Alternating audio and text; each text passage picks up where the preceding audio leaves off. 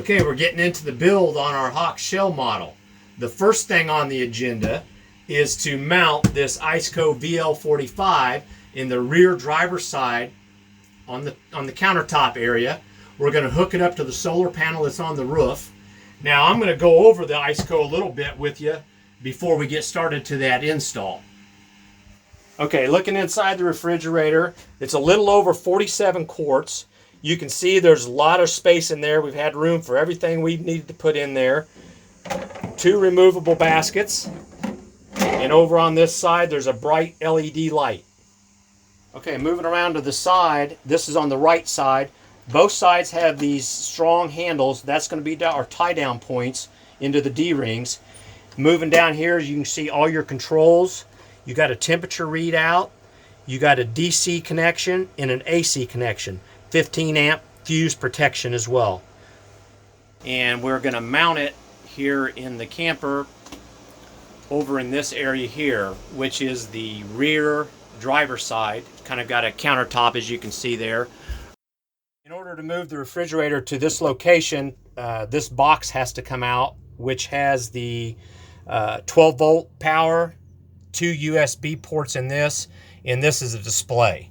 I've unscrewed this off of here, and this is the wires that are back behind or within that box. We'll put a plastic cable tube around that just to dress it up a little bit, but the refrigerator will cover that. This is our 12 volt outlets. You can see got it installed here. This is the original faceplate that they were mounted on the box. Just cut that down. I believe it was to 7 inches. Had to trim the hole that was back behind just a little bit for this to slide in there. Screwed into the back side of it, and I think it's going to look real good there. And then we took and cut the 12 volt plug off of the cord that goes to the refrigerator. This is it set up here. It comes over here and goes down through this tabletop down into the bottom of the battery box.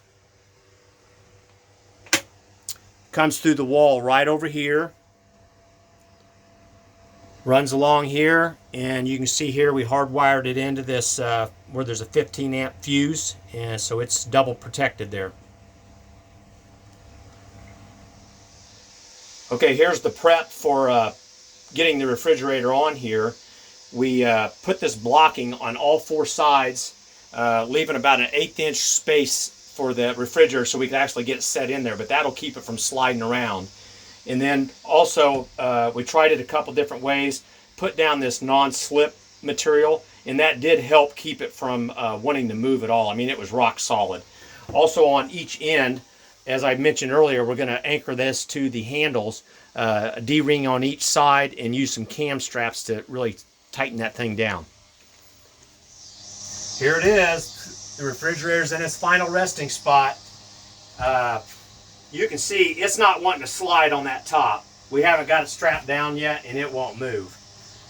One thing we did think about when we went to put it in position was the lid, so it would stay up when it was open. So we left it away from that wall far enough to do that. Over here, we left plenty of room around the perimeter for the ventilation for the compressor. Now, the bad thing about this orientation is all your controls are back through here. Once we get that set, we won't be looking at that again anyway. This cam strap on this side, as the cooler goes into position, it has to be snugged up as it goes into position. Once you get that set, you come around to this side here where this cam strap is, tighten it down, and you're ready to hit the road. The next part of our build will be a front bench here in storage. In the storage will be a porta-pot. We'll have additional storage over here. We're going to use the cushions that came with it to extend the bed. We'll use them, one for a seat. One will be a backrest. And I think it'll look pretty good.